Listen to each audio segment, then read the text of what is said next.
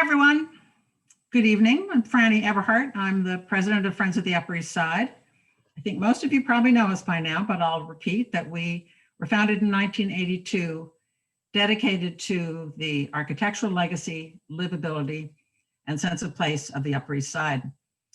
We have been as busy as ever, and in some ways even more so during the pandemic, with all of the basic core mission things that we've been doing with some success against super talls, I'm happy to say. And then we've had really a wonderful time presenting these video Zoom classes. I believe this is our 10th, and we also have some really wonderful written material that you can find in our library online. All of the Zooms have been taped and are up. So if you missed one, please try the library and see what you missed.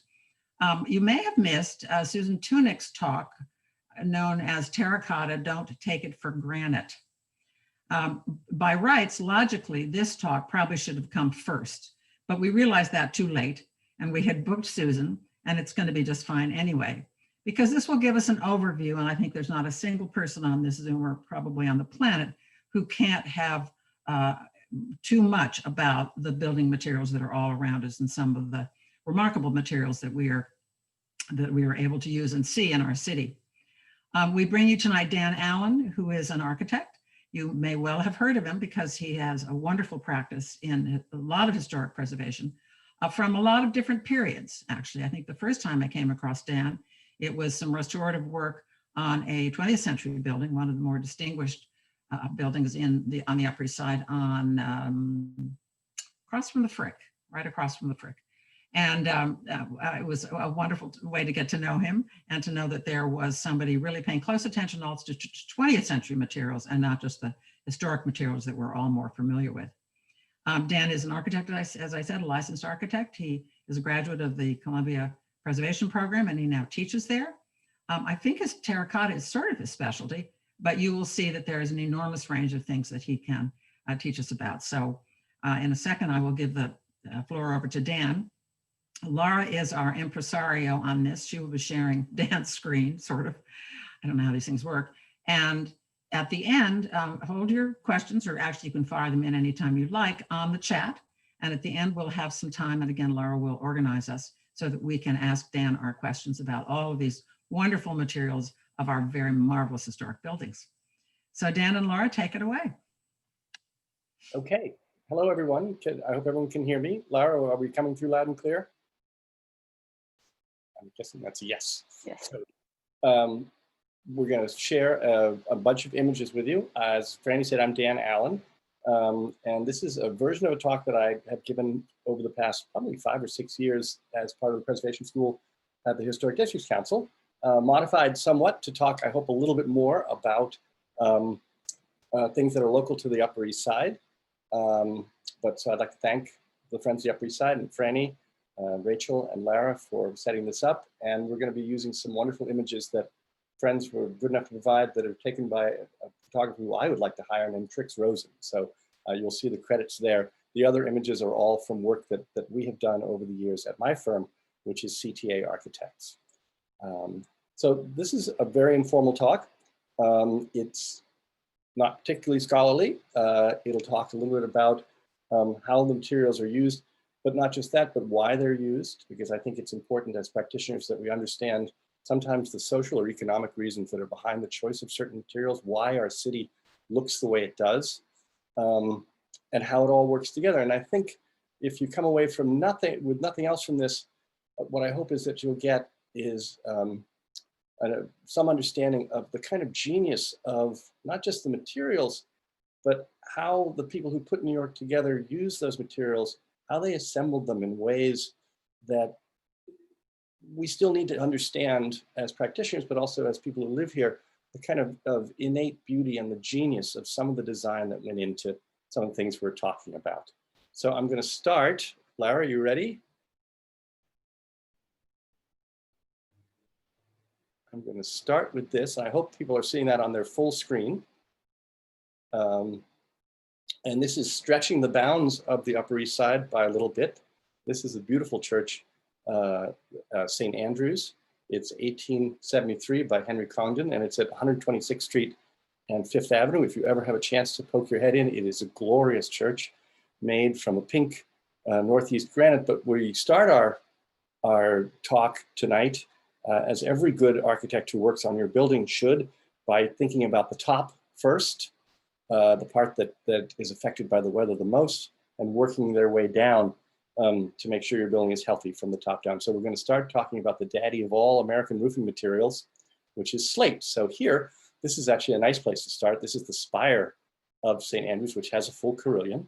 And this is an interesting hybrid animal. This is what's actually a wired slate roof, which means that because of its extreme pitch, rather than using a wood underlayment to nail the slates to, it's actually each slate is individually wired to a very old rolled iron frame.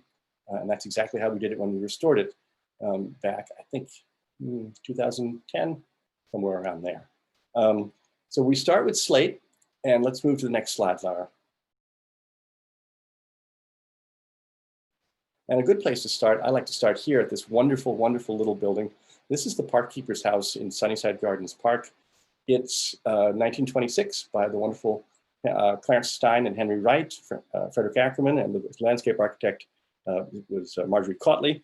It's a one-of-a-kind building. It's the only, as far as I know, the only one-of-a-kind building in Sunnyside Gardens, which I hope people know is a truly remarkable experiment in American housing. Beautiful little brick buildings, very simple. 1, 2, and 3 family houses arranged around central courtyards, and the center of the community has always been the park. And this is where the park keeper lives. There's an office and a couple of bathrooms on the first floor, and the pumps for the tiny kiddie pool are located here. But we did this slate roof probably again about 10 years ago.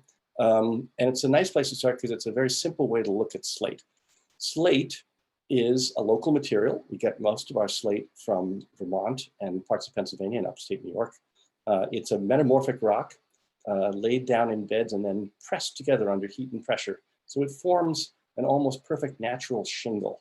In fact, if you ever go to a slate quarry, you'll find that the way that they divide the stuff up is simply by striking it and splitting it. And that's how you work slate, because it's laid down along very, very articulated beds, which means that it is a material that's in layers. And if we put the layers against the weather, we can use it really, really well for all of its natural affinities. So let's move on to the next slide and take a look up close. Here it is going in. The copper bits that you see are a wonderful traditional form of snow guard, which keeps the snow from building up too much and allows it to roll off slowly and melt. But there you see the slates all stacked up.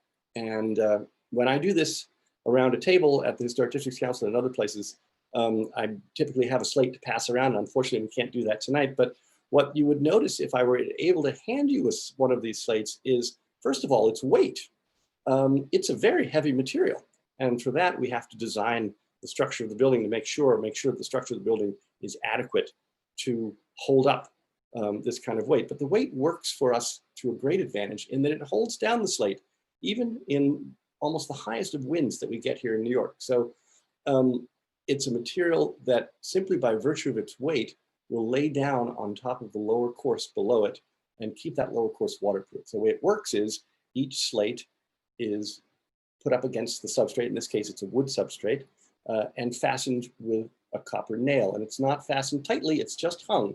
A good slater knows to hang a slate rather than to drive the nail too tight. Each successive course of slate, as we work up the building, as we work up the roof, covers the slate below it. And so anytime the portion of a slate, what's called the exposure that we see, is really a fraction. It's like an iceberg. It's a fraction of what is really there. A great deal of the slate is passing up underneath the next slate above it. One of the wonderful things about this is that it makes slate a maintainable system. We can take out slates, and with a little bit of ingenuity, we can replace loose slates.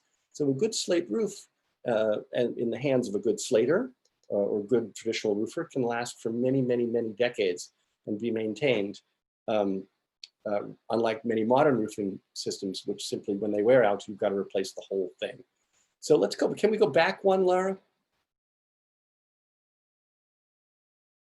There we go. One nice thing to see, I don't know if you can see this, is, and it's a dead giveaway in terms of dating most slate roofs, is whether or not the slate roof is graduated. And a graduated slate roof starts out with an even exposure at the bottom of the roof towards the low end of the gutter. And as it gets towards the top, and I don't know if you can see this on this slide, the exposure of the slate is gradually diminished by trimming the slates. This is called a graduated slate roof, and it's done mostly for visual effect. There's some people who argue that the tighter, lower exposure at the top is better in terms of waterproofing. But if you look at slate roofs, it's often an easy way to see whether they've been replaced or whether they are original as to whether they're graduated or not. So we replaced this roof to be a true graduated slate roof with some multicolored slate from Vermont, so it would fit in with the rest of Sunnyside Gardens. Let's move on. So then we get to the bottom of this roof. We can't simply use slate. The next important element in roofing here in New York, traditional roofing, is copper, which is a wonderful material. It's what the Statue of Liberty is made out of.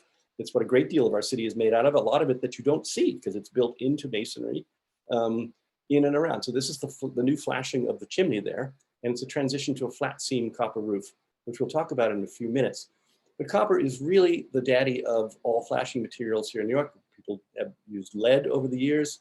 That lead has some problems. The great things about copper, of course, are that it is ductile, which means it can be easily bent. It's flexible. It's very strong. It's extremely good in terms of lasting in our environment, although it is slightly acid sensitive. And it develops its own rather wonderful protective patina. And we'll see that when we get to some of the copper roofs as we go forward.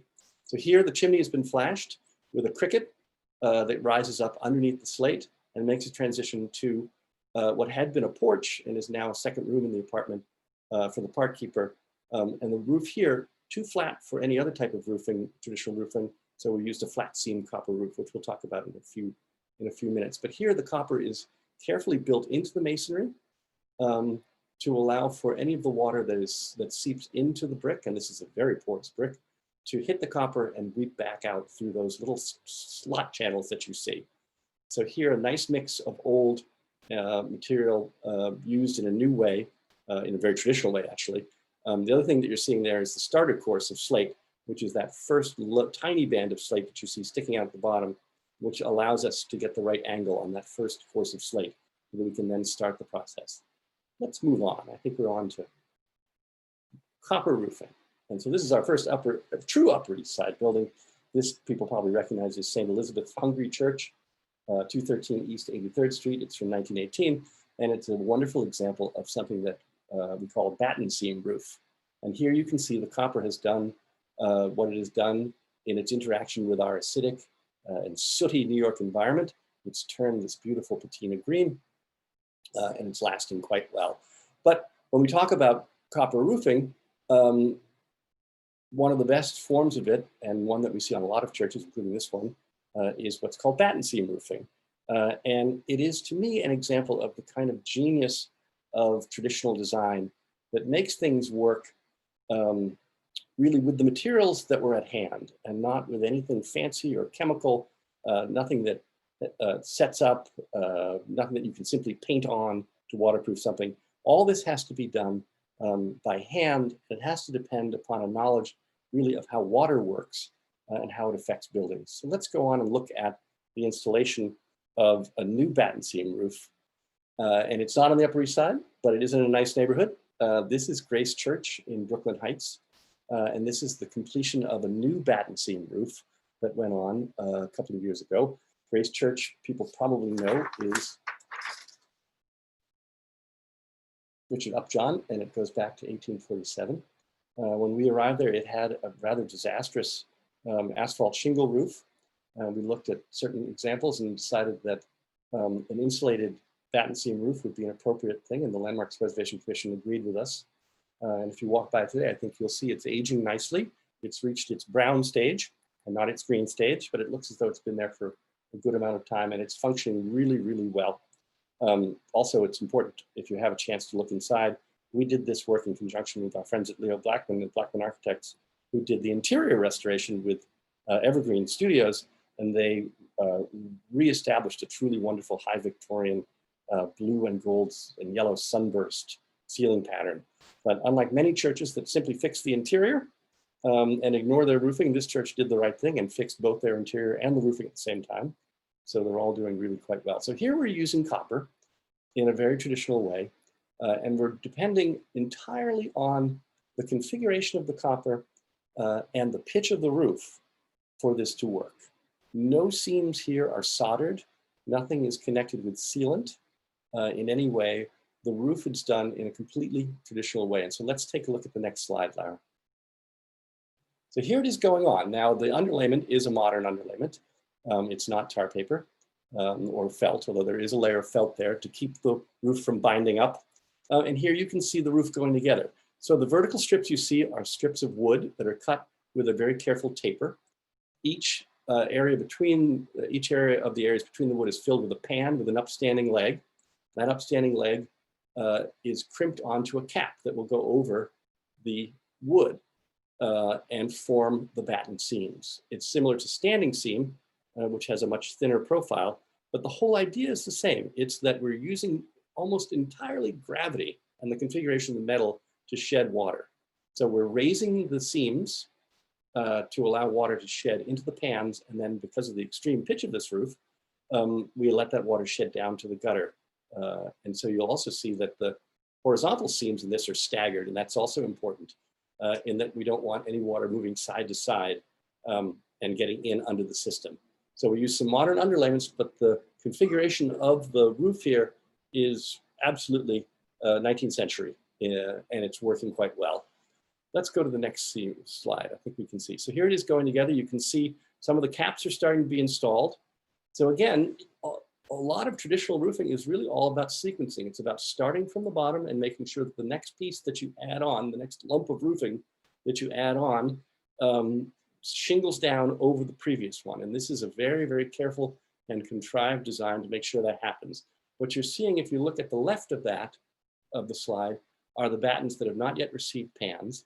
And what they have are those little, if you can see there, they look like little dark dots running up and down the battens. Those are the cleats. They're little arms of copper that stick up and will be used to hold the batten seam, the battens down over, the batten covers, forgive me, down over the battens tight. The whole trick really to copper roofing is to understand, and this is part of the genius of the traditional design, is to understand that the copper will move because it's going to expand and contract. And if we were to try and restrain it too much, it wouldn't work. So all we can hope to do, all we want to do, is to hold the copper down to the substrate, in this case, down to the wood and the underlayment, but allow it to move laterally. It's got to be able to slide on itself. If it doesn't, then it will bind up and it will tear itself. So this roof is really kind of a living thing in that each of those seams that you see, none of them are made with anything that glues the roof together. There's no goop here. Each of those seams is made so that the roof can expand when the sun comes around to the right side and contract when it goes away again. And in New York, we have an extreme temperature swing. And so these roofs have to be well designed to be able to move and not bind themselves up. That's the real genius of copper roofing, is that through simple configuration, the roofer is able to keep the entire building dry, shed all the water that's necessary to shed, and direct it properly, really using almost entirely just the knowledge of how to configure the copper. That's why these traditional designs have been passed down. Let's move on. So there it is, going together. It's got some snow on it now. But you can see, if you look at it, I think it's a pretty good image of the underlayment as it goes from end to end. And the copper going on, and each of the horizontal seams are staggered, and all of the vertical seams as well, each one covering up the one down below it. So all we're doing really is shedding water, and that's what a good pitched roof should do. Let's move on. I want to make sure we keep moving. There's a close-up of a smaller roof, and it shows you that one of the nice things about working with copper is that the material that we make the flashings that get tucked into the wall next to it are exactly the same, so they're compatible. Next, please.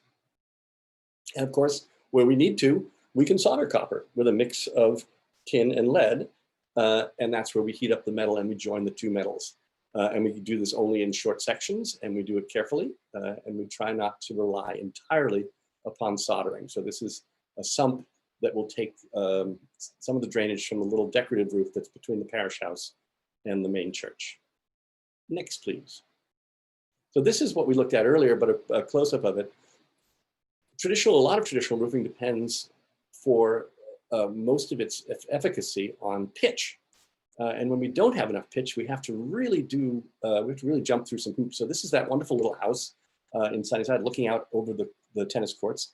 And here, because we have a flat roof, we've opted for a flat seam roof. And this depends more on soldering than any other type of roof, of copper roofing that I know. Each of these panels is about 1 foot by 18 inches or 2 feet. And each one is locked to the next one. There's a slight upward pitch, but not much of one. And this depends more on soldering than on just the raised configuration of the panels. Let's move on. We got a lot to cover here. We also wanted to mention wood. Wood is, it's everywhere in New York. We don't think of it a lot, although there are some wonderful wooden houses on the Upper East Side that have survived. Some of my favorites, I think there's one on 85th Street that I love to walk by. But we find wood mostly in brownstone neighborhoods in the form of windows and cornices. And so here's a cornice in Brooklyn that is ganged up pieces of wood that have been glued together and carved. And unfortunately, this one is coming apart. But I think it's important, those of us who practice in New York, need to realize that although we are certainly a masonry city, and we're a masonry city because of a number of disastrous fires, among other reasons, there's a heck of a lot of wood around, and we ought to know how to take care of that too. So let's move on. There's a shot of that. These things are often ganged up, built like boxes, and then very minimally carved. And again, there are some people who can still do this. It's kind of a wonderful thing to see when someone embarks upon replacing some of these elements rather than taking the fallback of fiberglass cornices, which tend to look exactly like that, like cartoons, as opposed to something that's been made by hand. This is a nice handmade piece that will have to be either replicated or put back together. Let's move on. This is one of my favorite topics, and this is a shot from Trixie of the, forgive me, the Kaiser and the Rhine on 2nd Avenue, and it's from Lamb and Rich, 1886 to 1887. And this starts us off talking about sheet metal. And so here is one of my favorite New York materials because it's very often what you would consider a complete fake. It's a material that's often used as a substitute material, and it's easy to use. It's very lightweight. It can take on a great deal of interesting forms. And so here, the spandrel panels, the areas that are below the windows, are almost certainly some sort of formed sheet metal. It may be tin, it may be galvanized, and it's been painted. But it's clear that the architects decided they wanted a little something extra that they weren't going to get out of, although they got a lot of great detail out of that corbelled brickwork, which makes this a fascinating building to look at. Right there, they wanted something extra, and they turned to material in the late 19th century that was very popular and was being formed into all sorts of wonderful ornament, and that's architectural sheet metal. That kicks us off. The next slide, I think, is a little bit more common.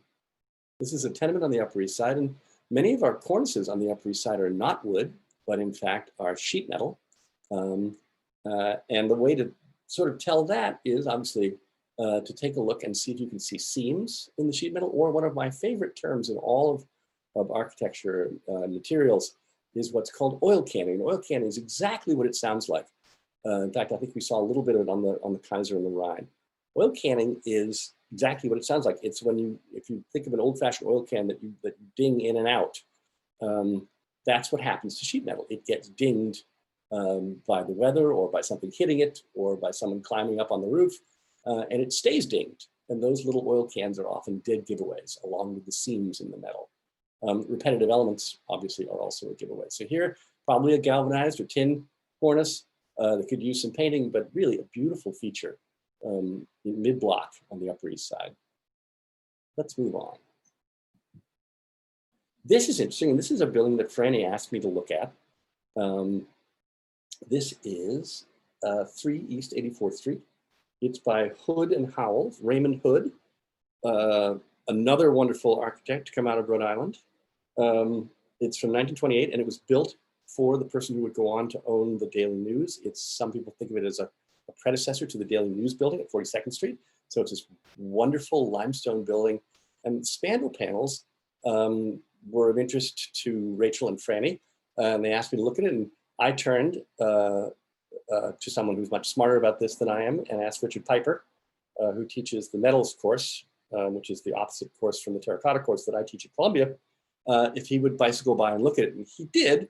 And I got way too much scholarship. But what he thinks these are he believes these are pressed or repoussé panels, which means that they're hammered into a mold of a white sheet metal, popular in the late 1920s, marketed by a company called Inco, which is the International Nickel Company. And he believes it's nickel silver, but that it's been painted with a light paint, because he looked, being Richard Piper, he talked his way into the building, met with the doorman, looked at all the various metalwork inside, and found that there's that Hood and Howells used a terrific amount of nickel silver in the interior, and he suspects that this may be nickel silver on the exterior. Let's go to the next slide. I think there's a close-up of this. And there it is. So if you look carefully, look at the upper spandrel, this wonderful pattern at the upper spandrel, and you'll see there's some dings in the right-hand side as it comes up against the limestone, and that's rather a dead giveaway. In the New Yorker, the person who was writing the Skyline, the architectural review column, who took over for Lewis Mumford, he calls these lead panels, but it's pretty clear they weren't lead. It's probably this alloy.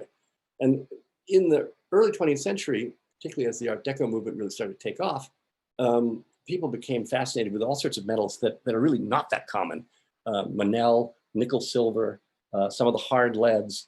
They liked the white metal appearance. They liked the ability for it to take detail. And this is really a wonderful example of that. A little uncommon, but we thought we'd throw it in. And thanks to Richard Piper, we have a pretty good idea of what it is. Let's move on. So this is a building that I'm very familiar with. In fact, we're working on it again. This is 395 Broadway, which is right at the corner of Broadway and Walker Street in Tribeca, which is kind of like the Lower East Side, if you think about it, and just go south. This is it when we found it. It's a 1901 commercial loft building by Bernard Meineke, and it has a fantastic cornice. And it's a real example of what can be done with sheet metal. What you're looking at, let's go to the next slide. This is it after restoration. You're looking at this really wonderful assemblage of sheet metal. This is all simply galvanized sheet metal and painted. And so there are those wonderful, there's a dental course, and then an egg and dart, and then these modillion brackets, and then lion's heads, which were really a feature of Meineke's work. Almost every cornice he did, from here to the Upper East Side and Upper West Side, you'll find at least one or two lions on it. The lions are fantastic. They were stamped out of tin originally, and we stamped them out of zinc when we had to make a few new ones. If you come by my office, I have one of the lion's heads hanging outside my office. But those, to give an idea of scale, those modillion brackets, a good-sized child could take a bath in one of those. They're big. So let's go to the next slide. This shows you the inside of the cornice. So in order to understand if this thing was safe after, at that point, it was 2001, so it was almost exactly 100 years. We opened up a hole in it, we climbed down inside. These are nice guys from West New York Restoration. And we're inside the cornice, and you're looking at the back of the sheet metal cornice. Those are rolled iron supports, triangles, and there's a wood deck that supports the roof above it. This thing runs around on two sides, and it's big enough to walk around inside. When we were first in it, we looked down and we kept seeing flashes of yellow. And we were wondering what that meant. And we realized that we were far enough out over Broadway that what we were seeing were taxi cabs going by through the little holes in the cornice. This thing actually was in really good shape. We did a number of replacements of pieces, and we restored a number of pieces. But the structure was very good, well ventilated, and well anchored back. Let's go to the next slide. Here it is again, looking down into the structure. So this thing, although it is a massive piece of architecture, it's incredibly lightweight, almost flimsy. It's built angles, and the angles are, they're pocketed back or built back into this very large dead man of masonry that keeps it from overturning onto Broadway. But the back of the sheet metal, it's only about less than 1/8 of an inch from the outside world. So this thing is a wonderful architectural fake, painted originally to look like limestone, and that's what we did at the behest of the Landmarks Commission staff. So if you go down there today, you can look up and see it. It's truly remarkable, but it's an example of really what can be done with sheet metal. Let's move on. It's really the detail that is the killer thing about sheet metal. What you can obtain and put on the building, the kind of visual interest that one can get, really without adding any weight to the building, and in a really easily engineered way. These are brackets that are going to go on the sheet metal cornice at 54 Bond Street. We'll see 54 Bond Street in a little while. Let's go to the next one. This is an Upper East Side project. This is the side of 18 East 82nd Street in the Metropolitan Museum of Art District. These are zinc-coated copper panels that are being used to clad a bay window in a truly wonderful house that we'll see some more of. So sometimes the metal is painted, sometimes it's allowed to weather. The zinc-coated copper came in the 20th century, and it's a terrific material. It has all the benefits of lead-coated copper without the downsides of lead. And it ages to an absolutely lovely pale gray, and it just stays there. So we've used this on a lot of options, but it takes detail beautifully. And if it's well designed, it can shed water, and it can be a very, very long lasting part of the building. Let's move on. Here's a further detail of some of that work from the Bowery and Bond Street. You can see the level of detail because it's possible to take pieces, separately bend them, stamp them, and then solder them together. So we can really construct anything we want out of sheet metal. It's really only the limit of imagination and what we can support, and it's very easy to support. It's another reason that a lot of what we can get away with now in New York in terms of restoration, we couldn't do even when we were working back in 2001 on 395 Broadway. We have at least 2 or 3 very, very good local sheet metal fabricators. Back when we were working on 395 Broadway, we had to go to Pittsburgh. We dealt with a wonderful company, but now it's nice that we can get this material local. There's no excuse for people in New York not to be able to restore their sheet metal cornices and other sheet metal elements of the building. Let's move on. This is a nice way to finish. I usually like to say, if only someone could tell me exactly when that building on the left was built. This is 32 and 34 Green Street in Soho from 1876. It's the work of a man named Charles Wright. These buildings, mercantile buildings, were built according to records in about 8 months, which to me is remarkable. They're very solid buildings. We restored them in 2013, I believe. And what you're seeing here is this kind of wonderful joining of the cast iron facade, which rises up to about where you see that sort of line of things on the left image that looks like a row of donuts. That's the first of the sheet metal. And then everything above that, that riot, that curved pediment and the finial, and then the sunburst on the right-hand building, those are all sheet metal. They're all simply pressed, very, very thin metal that's been painted. And because it's painted to match the cast iron, someone once said that these buildings often seem like they're entirely sculpted out of ice cream. Most of the sheet metal on the building at the right, which I think is actually 34 Green Street, that's mostly original and was restored. The building that says 1873, which is 32 Green Street, was entirely full of pigeons. When pigeons live in a sheet metal cornice, they can do a tremendous amount of damage to it. And so much of that is a replication. But a lot of the cast iron, which we'll see later, is original and simply very, very carefully stripped, primed, and repainted and repaired. Let's move on to the daddy of all problematic New York City materials. This, of course, is Brownstone. And I believe, let's see if I have this. Yes, this is one of these wonderful pictures by Fix Rosen of 5759 East 90th Street. It's by J.C. Katie, and it's from 1887. It's a really nice example of what you can do with brownstone. Brownstone really requires a bit of explanation, a bit of attention, because it is such an important material here in New York. First of all, what is it?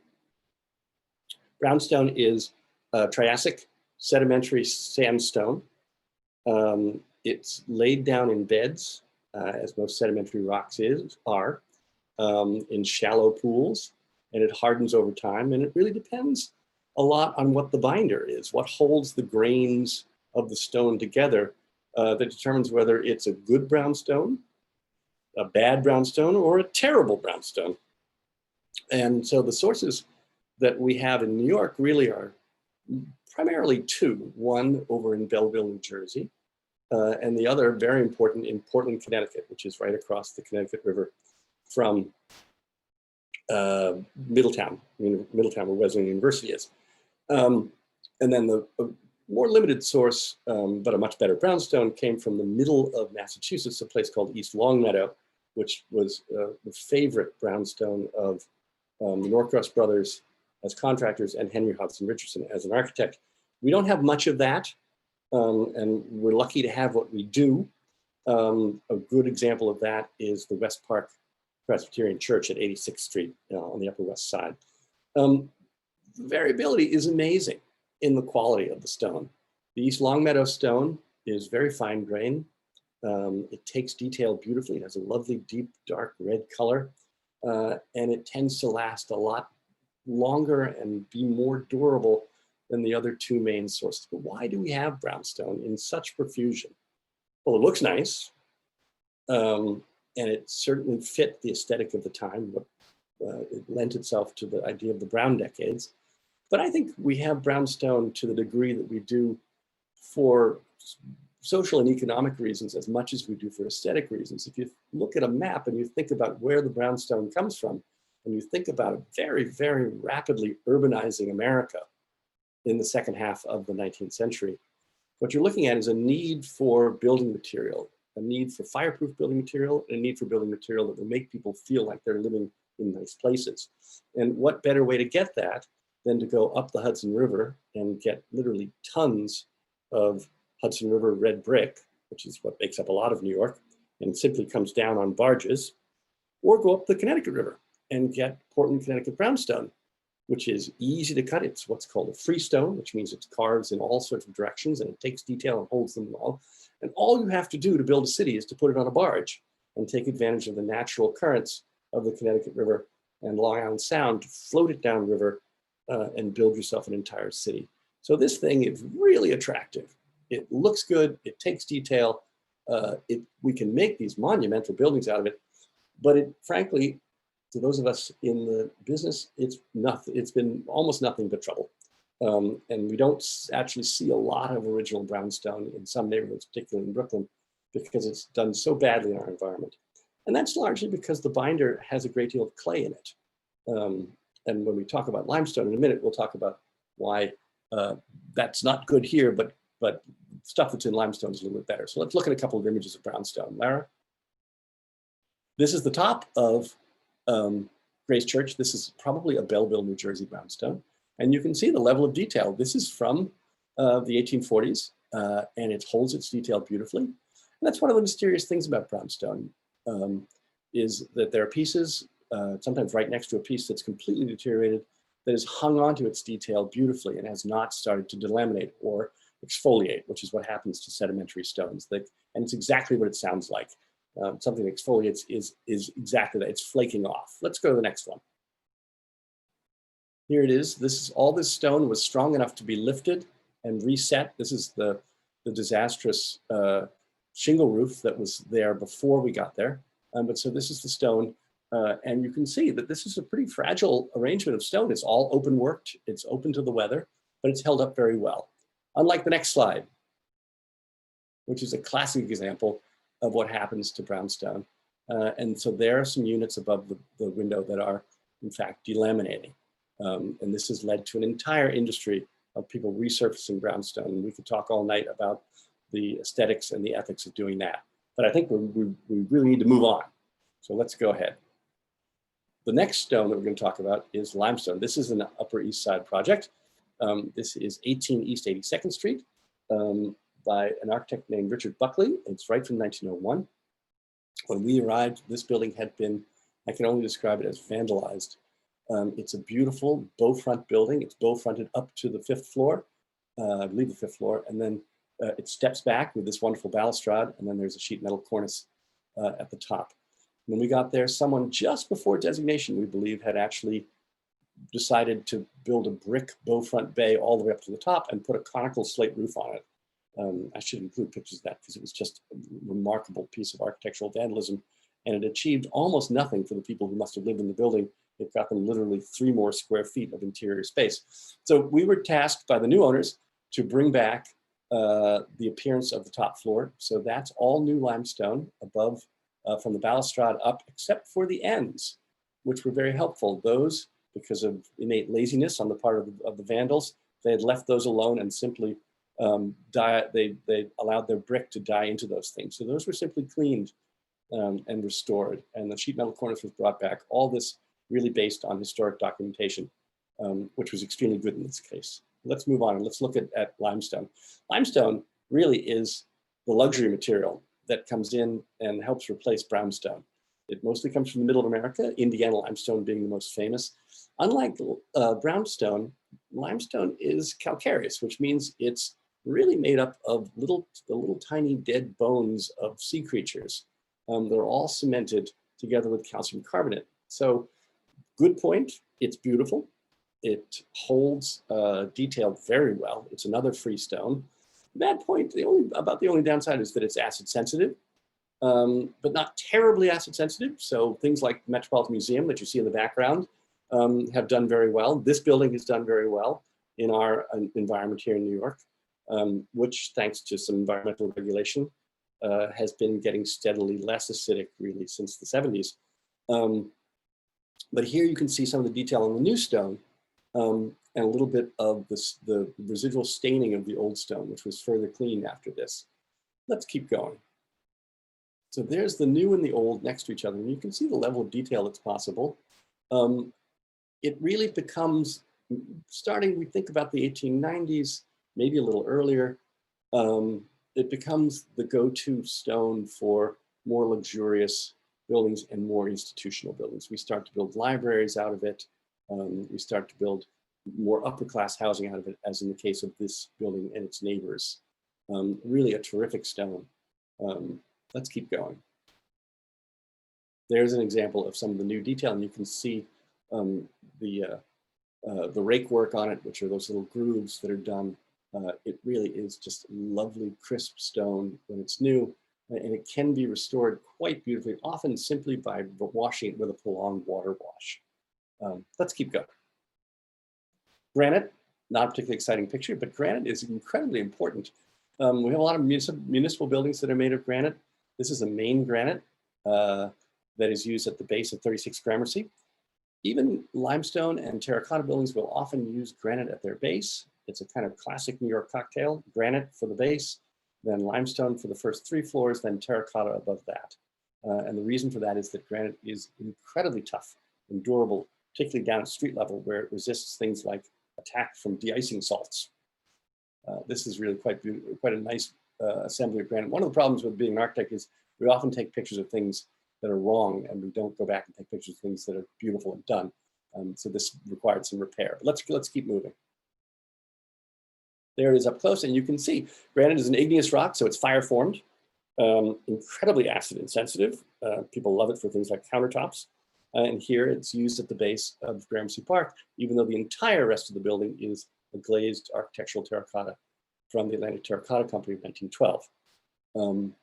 The speckle, if you look around, a good place to go is Columbia University, because all the bases of those buildings and much of the paving is done in Stony Creek granite from the coast of Connecticut, which was Charles Follen McKim's favorite granite. It's a rosy pink granite, very beautiful, with a lot of figure and speckle to it that really makes the Columbia University campus, and did make much of the old Penn Station as spectacular as it was. Let's keep moving. There's an up-close shot. Again, we're going to fix that, but it gives you an idea of the texture of some of that. There are all sorts of granites from very coarse grained ones like this to more tight grained ones that almost approach limestone in their appearance. We will, for example, be using some granite to replace the steps of the Staten Island Courthouse once the world starts getting back moving again. So let's keep moving. Terra Cotta. This is what I teach at Columbia. This is really how I got into the business as a mold maker when I was a kid. This is an example. Terra Cotta really is everywhere. And I hope if people saw Susan Tunick's lecture, you'll realize that it's one of the true go-to materials of New York City. And this is a simple example of just some nice pressed terracotta used at a tenement building on the Upper East Side. Do I have the address? I think it's just Upper East Side terracotta. If anybody wants to tell me where this building is exactly. The building that I'm going to talk about is a more extensive restoration down at Gramercy Park. This is a building that Susan Tunick had a lot to do with saving. This is 36 Gramercy Park East. It's from 1912, 1913. It's the work of a fascinating architect whose archive we visited at the University of Texas at Austin. This is a man named James Riley Gordon, who came to New York from his native Texas, designed a number of absolutely drop-dead buildings, and then went back to Texas and designed a number of drop-dead buildings there. But here in 1912, he's doing something amazing in otherwise very staid and dark stone and black ironwork Gramercy Park. He's building this French Gothic-inspired white glazed terracotta building with just a terrific amount of ornamented imagery. Let's take a look at some of the pictures of it, because it's, I think, a great place to look at terracotta. This is how we inspect terracotta when we have funds to do it. Here we are going up in a bucket truck. Terracotta, unlike other masonry materials, is really quite capable of fooling you into thinking that it's doing just fine, when in fact it has problems within. And that's because terracotta is a hollow material that is often supported on steel or iron armatures. And almost always the problems that we have with terracotta buildings result from the armature corroding, expanding, and cracking the terracotta, or spalling terracotta. It's almost never a problem of the terracotta itself. So here we are going up. Let's keep moving. The way to do it really is to get close to the material. So this is a grotesque, which we'll see more of. So he's not a gargoyle, because a gargoyle actually spits water, but this this wonderful creature projects, I think, about 7 feet out over Gramercy Park East. So this is one of our employees looking carefully at it. And next slide, please.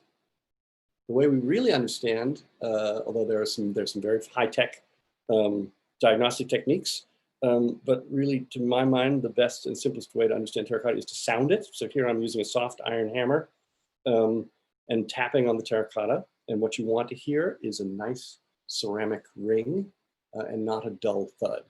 And you can do all sorts of things along with this, like putting your hand next to where you're sounding to see how the vibration passes through the stone. What we're really looking for is the possibility that there is a fracture or a void in the stone that is hidden from view that may cause us problems. And obviously terracotta has the name it does because, in terms of public safety, because of exactly those kind of problems.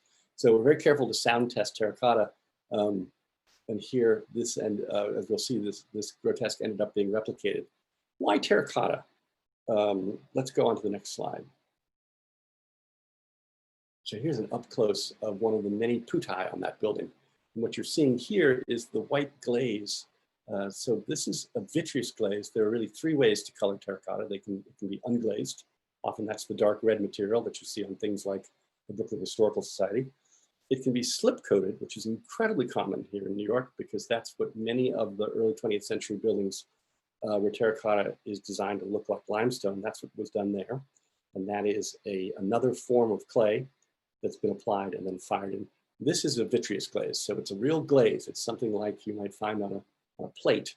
And it's a natural glassy glaze, and you can see that it's experiencing craquelure, which is the interior of the clay body expanding, and the glaze, which can't, the fired glaze, which can't expand, forming these very, very tiny micro cracks. It's not necessarily a bad thing, but it's a dead giveaway that this is an old piece of terracotta and that it's been glazed with a vitreous glaze. Let's move on. There's another up close piece. I think we can keep going. I want to see, give people an idea of how this is made, because it's coming up on 7 o'clock. This is up at Boston Valley Terracotta, one of the 2 US terracotta manufacturers that are in business. And what you're seeing here is the uncured or wet clay that's been pressed into the mold. The mold is made of pottery plaster. And the great thing about terracotta is that there is a natural disaffinity between the plaster and the clay, so that we can get incredible detail without the use of anything else in terms of a release agent. What you see is what you get when you press a piece of terracotta, when you press wet terracotta clay up against plaster, you get that detail in really incredible detail. It's what makes the Louis Sullivan building so remarkable, and what makes so many of our terracotta buildings so full of very, very crisp detail. Once that clay is fired, that detail is forever and very durable in our environment. Let's keep going. So there are some molds. Next, please. And here's a young man who's making a piece that will be an unglazed piece of terracotta. And he's literally taking clumps of the wet clay and he's throwing them with great force against the mold. And what he's trying to do, and succeeding at, is to get a very, very intimate contact between the clay and the mold. And he doesn't want any air in there. He doesn't want anything to come between the clay and the mold. So he's using all the force he has in his arms to do that. And so these people are still called pressers. And back when the terracotta industry, most of the products of which we see in New York, was centered around Perth Amboy, New Jersey, there were armies of people whose job it was to use their arms and their fingers to press the material into the molds. I know Susan talked about that, so I'll keep moving. This is that grotesque brought up to the shop outside of Buffalo at Boston Valley and being used, next slide please, to create a new positive. And if you look closely, you'll see the plinth that creature is emerging from has been done in plaster for the new positive, and the sculptor is working on creating a new grotesque, new creature. And what you may notice, and it's probably hard to see from this picture, is that the new positive from which molds will be made has to be slightly larger, exactly the right degree larger, to account for the drying shrinkage first and then the firing shrinkage of the terracotta. So that's what makes terracotta trickier than things like cast stone. It goes through a dimensional change, which has to be done just perfectly. Otherwise, the piece does not fit back in the building, or if you're building a new building, the pieces don't fit together. Next, please, Lara. So there's a new positive from that same project, waiting for mold making. So that's a new positive metaplaster. So here we are matching the glaze. This is seems like it's just a white glaze, but there are 60 million shades of white. This came out really quite well. And if you look at the building today, after the final cleaning, it's very hard to tell the new pieces from the old. About the only thing that gives them away is the new pieces have not developed any of the craquelure or the little micro crazing that we see in terracotta. But there in the background, you're actually seeing some terracotta extrusions. But this is not a terracotta lecture, so let's keep moving. Brick is incredibly important to New York.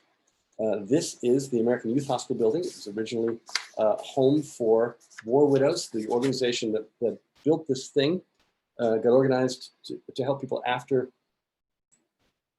the War of 1812. This building was designed, first part of it, designed by Richard Morris Hunt in 1882, forgive me. And then there's a wonderful addition. This, I think, actually is part of the addition by Charles Rich from 1901. And Charles Rich, he visually matched Richard Morris Hunt's work exactly. But I'm showing you this because of the quality of brickwork. And this was meant to be a fancy institutional building, a building of public health. And so they used a very hard-fired red brick, and they used it carefully. Let's go ahead to the next slide. And they used it in a way that you'll see in high-style late 19th century buildings with something I've heard referred to alternately as stretcher bond, sometimes Philadelphia bond. Here's a sketch that I made, I think, to illustrate something to Frannie years ago about how it works. And they didn't have the kind of mechanical ties, which we'll see later in post-World War II construction. So what they did was a very ingenious thing. They would notch the bricks. We're looking at a horizontal section, so we're looking as if we were sliced right through this and looking down at the wall. They notched the bricks so that the appearance on the exterior is all stretchers. All the bricks are smooth and they're all lined, and there are no headers to interrupt the smooth appearance of the wall. Very high style wall, and done for a reason, to convey that high style impression, to be smooth. The mortar in this case was also pigmented to match the brick. But a lot of effort put in to make this thing work this way. Let's see in the next slide.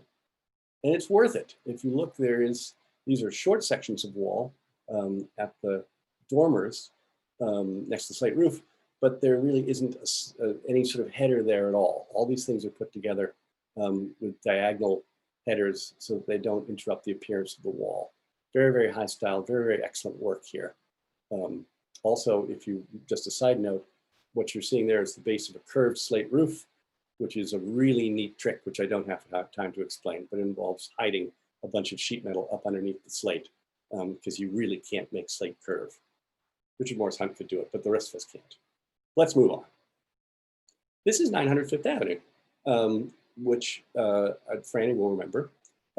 It's 1958. It's Sylvan Bean and his son, Robert Bean. This is Sylvan Bean late in his career after designing the Carlisle Hotel.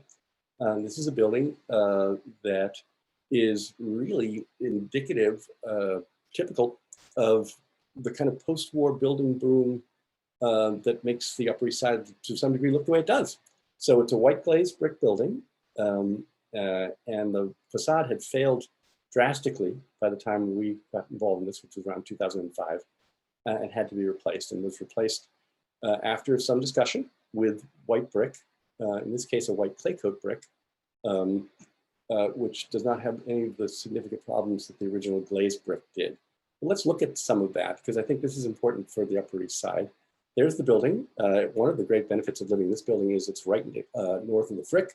For those people who have those apartments looking over the Frick, with any luck, if we can keep the Frick from expanding, we'll be able to have that view forever. But it's kind of typical of the massing of these buildings, a little bit more artistic than some of the other ones. Here we have the punched windows, all of them aligned, all the same height, and these broad bands of smooth brick, really kind of welcoming the machine or the automobile age into the world, and really making a different statement on the outside. On the inside, this is a very traditional apartment building with maids' rooms and all of the kind of pre-war stuff that existed in other buildings. But on the outside, it makes a real gesture towards being in 1958. Let's see how these things are put together. This is what happens to some of this material. And there's a lot of discussion about exactly why. So what you're seeing here is crazing and surface spalling of the glazed brick. There are good and better and worse glazed bricks. A lot of the glazed brick that was used in the post-World War II building boom was a pretty under-fired ceramic body, not a particularly good brick, and they were relying a good deal on the glaze, the vitreous glaze, to resist the weather. Unfortunately, these things are cavity walls, which means that they take a lot more water on both the interior face and the exterior face of the brick than a bonded wall building. And so, but what do I mean by that? Take a look at the wall next to the buttress there, and you'll see there are no headers. And a header is that brick that is arranged so we only see the short end of it, and it passes into the wall to tie the thicknesses of brick together. And that's because there's a cavity, there's an airspace. And this is really, cavity walls go back a long way, but they became very, very popular. They became the go-to technology after World War II in the sort of housing boom that resulted in buildings like this. And a lot of the other white brick buildings and sometimes red and blue glazed brick buildings on the Upper East Side. Let's go to the next slide. Here we are matching the brick and the mortar, and we'll talk a little further about this, although I'm running out of time, aren't I? And here are panels that are being held up to show the brick, that we can match the brick. And this received staff level approval, the Landmarks Preservation Commission is holding up very, very well. But how do these things work? Why is this building the way it does? So let's go to the next slide. This is how the thing is really constructed. So this is the original part being taken apart. It has a concrete frame, and then the backup masonry is all done in CMU, what was then called cinder block. And then there's an airspace. And then the brick that we see that faces the weather is only connected to the backup with mechanical brick ties, which is something that Richard Morris Hunt's people didn't have. So they had to use those diagonal headers. So there are wire-like arrangements or small corrugated tabs that hold the front brick to the back brick. Each panel of brick sits on a shelf angle, which is bolted back to the edge of the slab. So each of these bricks, each of these floors is basically a panel of brick that goes from the floor to the next floor. And that's, to some degree, where the problem started with these buildings, in that there was no real accommodation for either creep, which is the building, the concrete frame getting shorter, or for thermal expansion. When we redo these buildings, we're careful to put in really, really well-hidden expansion joints and really well-hidden soft joints. And this is really what's changed the law in New York. A number of truly disastrous wall collapses that have caused the city to tighten up what started out as local law 10 and is now 5th with the Facade Inspection and Safety Program. And now, as professionals, when we inspect these buildings, we're required to do a code to make sure that those all-important wall ties are there, because very often they weren't there, or if they were there, they're corroded through, or they failed intentionally. I'm going to keep moving because I'm really running out of time here. This is an example of some of the finished work. So the idea works quite well. It's a beautiful, smooth brick surface. It's got a cavity, an air cavity, to resist the passage of moisture. And if it's well detailed, it can be put together and really, some of them are really quite spectacular and really of a piece, and part of what makes the Upper East Side what it is. Let's move on. This is a slide from the wonderful building that's called Cass Gilbert. It's by Cass Gilbert, very late in his career. It's 130 West 30th Street from the late 1920s. And it has a lot of wonderful terra cotta. But in this case, we're very carefully matching the brick. And I throw this in because brickwork is by nature an optical mixture. And it's incredibly important to get not just the brick right, but the mortar correct, the shadow lines on the mortar, the tooling of the mortar, and the texture of the mortar. So here we are going through a sample review of various samples to try and get it. Let's go to the next slide. To try and get it exactly right. And you can see that some of them are more successful than others. And we're working on it. And I think at the bottom right, you just about got it. This building, I think if you walk by it now, you would be hard pressed to see the new brick, tell the new brick from the old, which is really a good part of what we do to make sure that you're not distracted and really disturbed by a bad brick match. Let's keep moving. This is a wonderful building, and it's a whole new material. We talked about stone, and we talked about terra cotta. This is cast stone, and the cast stone has a long history of use in New York. This is pigmented cast stone at the Louis Jaffee Theater, which is from 1926. This is at 2nd Avenue and 12th Street. We restored both the outside and the inside of this. It's the home, one of the homes of Yiddish theater on the Yiddish Rialto. And it's done in, here's a good shot of some of that detail. It's done in a really lovely pigmented cast stone. So cast stone is basically a concrete type mix that's put into molds and allowed to cure. It's a little bit, sometimes a little bit of a low rent terracotta since it's not fired. But some buildings like this theater, which were really built for theatrical effect, they used it and they used it quite well. And so those arch pieces are actually original and simply restored. My dream is to get them to replace the windows. Let's keep moving. Cast iron is an incredibly important component. You don't have a lot of true cast iron buildings that are entire cast iron fronts up in the Upper East Side, but there's lots of cast iron infill. And I didn't find a picture in the lead up to this of that, I'm sorry, but very often in buildings, you'll see cast iron used as spandrel panels, even if the rest of the building is masonry. But this is a great building. This is 54 Bond Street. which is in front of Baton and Bowery. This is it before restoration. And let's see if I have information about this.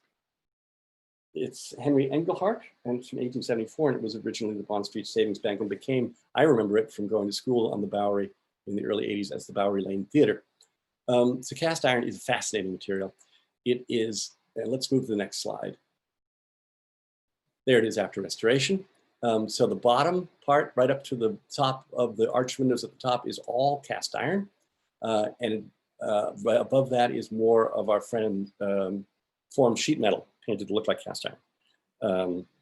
But this is interesting in that not very many of our cast iron buildings are have two cast iron facades. Very often they're mid-block buildings, which means that the cast iron front that we're seeing is not in any way supporting the floors. In this case, there's a brick backup behind that long wall that runs along Bond Street that supports all the floors going up. So it's an interesting building in that right as well.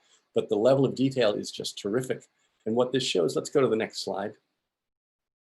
There's a shot, actually this is 3234 Green Street. But you can see the level of detail that's possible. And the fact that everything is painted mainly makes it all the piece. Those are wood windows set within cast iron surrounds and all done in the same or similar paint colors, which really makes these buildings something I think very special on the streetscape. Let's move on. Well, there it is. Before restoration, you can see some of the things that happened to cast iron. They edge load and they shatter. So you can see there's a missing corner there. Someone has put a pretty poorly installed plaque at the bottom of this thing. There's a really bad strap repair on the upper right side. The thing to understand about cast iron is all of these buildings are pieces that are made separately and screwed together. And they're literally screwed together. If you get close to a cast iron building, you can see the screw holes and the screw heads that hold the thing together. This is what makes them or made them so disastrous in a fire. It was not the cast iron melted, or what happened was the cast iron expanded suddenly and sheared off all the screws and sent pieces of cast iron into the street. Let's keep going. Here is before restoration, the base, and you can see those little dots are the screw heads. Cast iron is wonderful in one respect in that because it's iron, you can actually tap one piece to the other. So you don't have to use bolts or nuts. You can simply tap into the piece that you're connecting with. So there are backer plates made out of cast iron that are tapped and receive the screws. And the other thing to look at here, and this is another kind of genius, I think, in terms of traditional design, all those sills that you see have an upstanding leg that passes up behind the impost block above. So there's a plinth block above there. And so this makes the system basically self-flashing.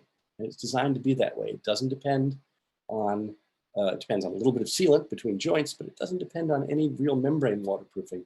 It's all just designed to shed water, almost as a traditional stone building, but all done here in cast iron.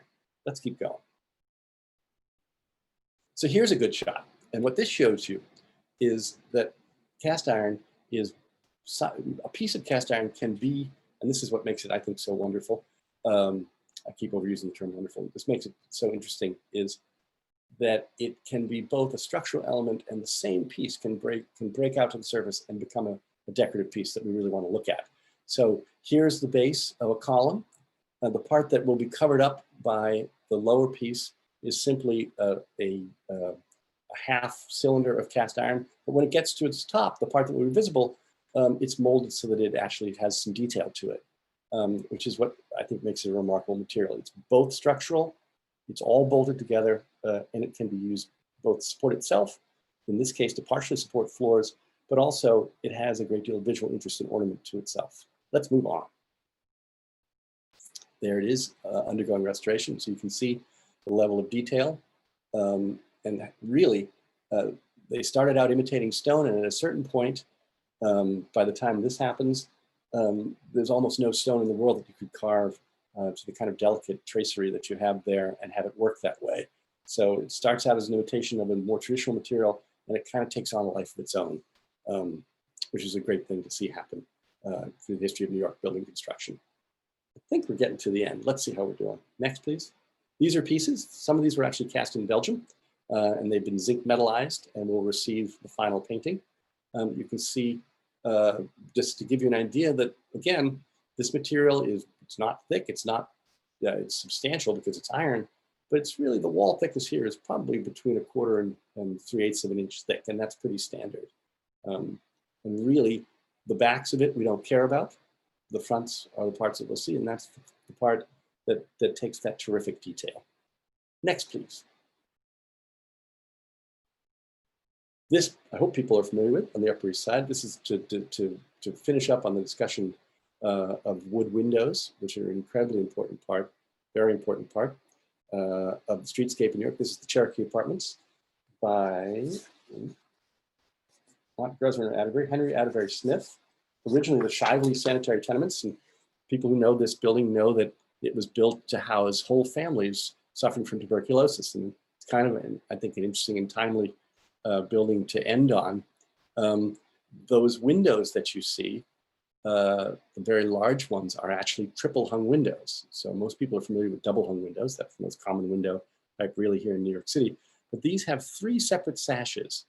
And when they were designed so that when you lifted the lower sash and then the middle sash, by the time you got all those 2 sashes raised to sit behind the top sash, a person of average height could walk right out onto those sleeping porches. And the whole idea here to get air in to help the people suffering from tuberculosis. We replaced these windows a number of years ago, and a really well orchestrated program using new wood windows, weights and chains windows, and their operation is tremendously simple because they're all counterweighted. Let's take a close look at some of these. The windows are incredibly, a very important part of what we look at in architecture. Here are some of those triple hung windows, really remarkable. In this case, made by a company in Ireland called Senator Window and brought over in containers on a regular shipping basis. Something like, I believe, 800 to 900 windows in all. But the detail in these windows was replicated very carefully. They are double glazed, but we were able to do that without sacrificing the wood detail at the exterior. And even the interiors are really quite beautiful. I think we've got a couple of shots of those. Lara? So here's the interior of one of the ones that was done with just a clear finish mahogany, and there's the exterior. So a great deal of damage is done to historic buildings by not replacing the windows with the correct windows. In this case, the people at the Cherokee they did the right thing, and the buildings, I think, have benefited a great deal from it. They're great spaces to be in and great spaces to look at. The last thing I'm going to talk about, because I know I'm over time and I apologize, is stained glass, which is just kind of a treat at the end. Stained glass, of course, as people know, is really one of the great ornaments to a lot of our religious spaces. This is the backside of a wonderful assemblage of stained glass at the East Midwood Jewish Center in Brooklyn. Let's see the underside of it.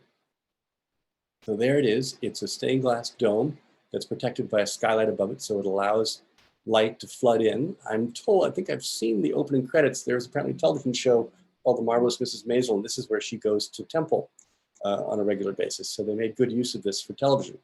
But of course, the point of stained glass is really to let light in and to ornament both the exterior and the interior of the buildings.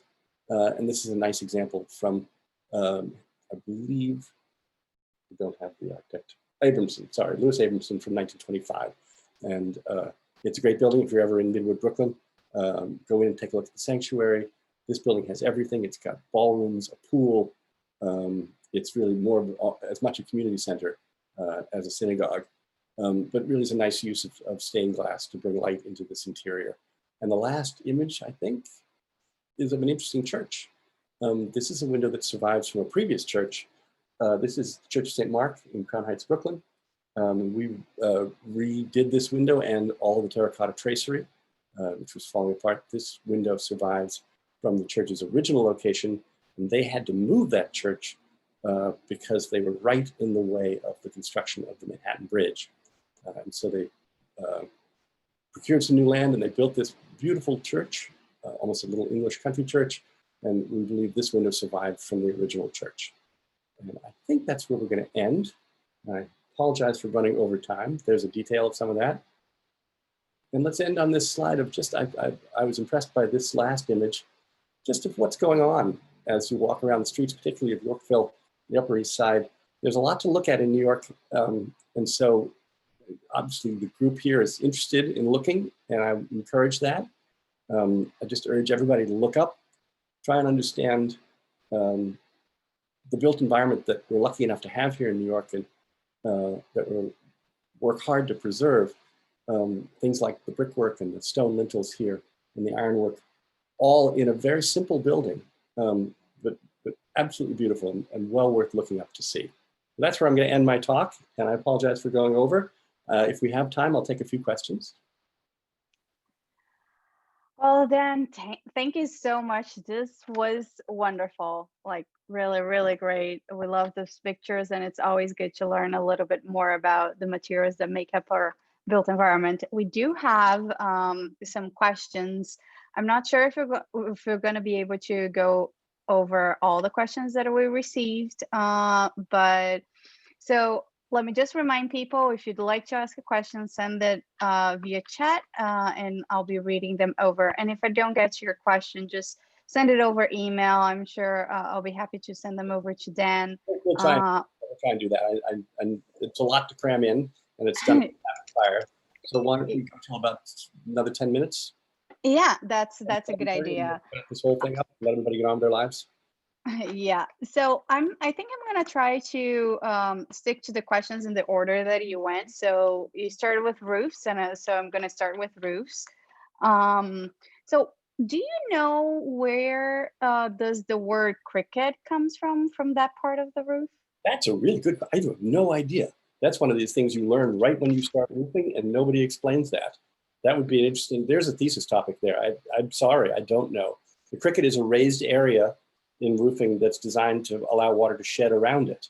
So we put crickets behind chimneys, we put crickets, we even use crickets in membrane roofing and flat roofing, but I have no idea where it comes from. I'm sorry. Great question. No reason to apologize. So where does one go to learn to do traditional roofing? Well, that's a good question. I mean, there are not many formal programs. But the only one I can think of that contains some actual formal training in traditional roofing would be as part of the carpentry program at the North Bennett Street School in Boston. They have a wonderful preservation carpentry program, or they did, I hope they still do, and they do a lot of roofing. Mostly you kind of learn from the people who teach you, and there are a number of good companies here in New York. We're fortunate enough to have them that have passed on some of these skills. And you kind of know right away if you're dealing with someone who has learned from someone who knows what they're doing, or if you don't, particularly when it gets to doing fine copper work and slate work and tile work.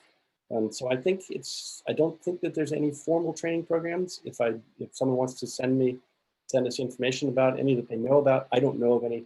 It's kind of a craft tradition, and we're fortunate that we still have a few people who can do it. Okay.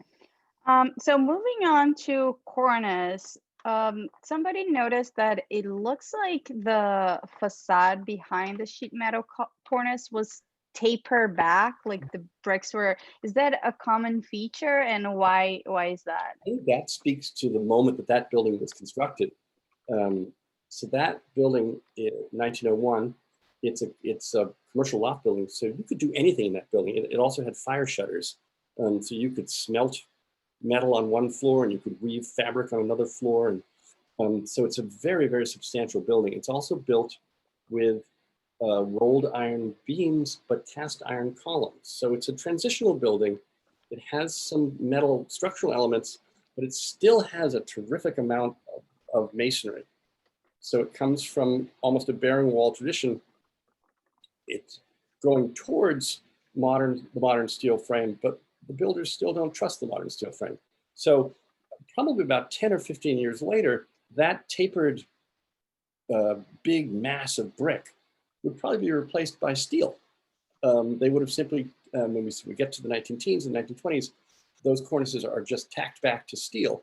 So the whole thing's a lightweight frame construction. But here, that speaks to the fact that it's done in 1901 and it's done by people who still had one foot in tradition and a new foot perhaps into steel frame construction. So what they're doing is they're depending on something that they really know works, which is a heck of a big weight to keep that thing from overturning.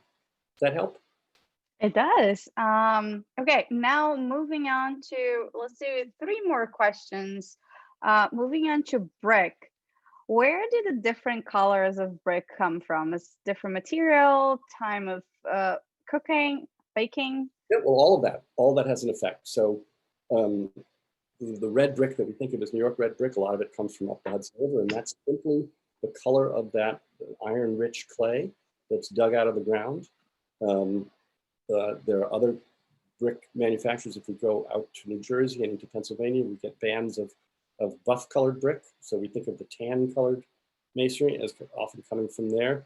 So a lot of it has to do with geology, and then a lot of it is manipulation. There are glazed bricks, there are slip-coated bricks, there are sand-coated bricks. It's a whole industry to make bricks look different. But I would say the starting point really is what clay are you digging out of the ground, and what are you mixing it with? And really, that's why New York is a red brick town, because of the color of the clay banks. Also, you talked about firing. There's a great deal of difference that can be obtained by underfiring, overfiring, firing to clinker. There's lots of different things that can be done with architectural ceramics and bricks in particular to change them depending on how you fire them. So all of that, starting with the clay and the temper, which is the ground material that's mixed in, and continuing with how you fire it, and then even going up to novelty firing techniques, including what we have a lot of in Jackson Heights, which are overburnt, dark burned bricks that are often referred to in extreme cases as clinker. Let's see. And does the strength of the brick also varies because of the firing? Yeah, that's a whole other lecture. But you can think of the very traditional brick firing in America was done in what were called clamps. So you basically build a fire and you stack your brick, unfired brick around it. And the brick that's very close to the fire is overburned. The brick that's farther away from the fire is underburned, or sometimes called salmon. And hopefully the brick in the middle is just right. And so the trick there is not as much in the sorting as in the firing. Fortunately, there's a gajillion guys hanging around in cheap labor in the 19th century who are perfectly happy to sort bricks for pennies a day. And so you get one pile that's just right, you get one pile that's overburned, and you get one pile that's underburned. And you use them carefully for what you intend the brick to do. All right. So one final question, this one about cast iron. And would the Bond Street cast iron building have been so bright white originally? We did some paint analysis on that one, and we also did paint analysis on the one that we showed at 3234, and the original layers were in fact very bright cream color. But there were all sorts of colors that were used. Those two happen to have been off-white, very pale buildings. There are other buildings that, some of which even had traces of wood graining and some more novelty finishes. There was a big fad. People painted everything black at a certain point in America, and people painted everything green at a certain point in America. So to understand that, you really have to do what's called chromochronology. You have to take paint samples, put them under a microscope, and analyze them. And we were good enough at 32 Green Street to have the efforts of a wonderful conservator named Susan Buck, who helped us understand what the early layers of paint were. Great, thank you. Well, I guess that's all for now. Like I said, if I haven't got to your question, please send in via email. I'll be happy to send it along to Dan. Dan, thank you so much. This was wonderful. It just teaches us a lot about how the city is built. And thank you for everyone for coming. This is the last event of the year for Friends, but we hope to see you again next year and have a safe and happy holiday season. You too. Thank Happy you. holidays, everybody. Thank you. Bye-bye.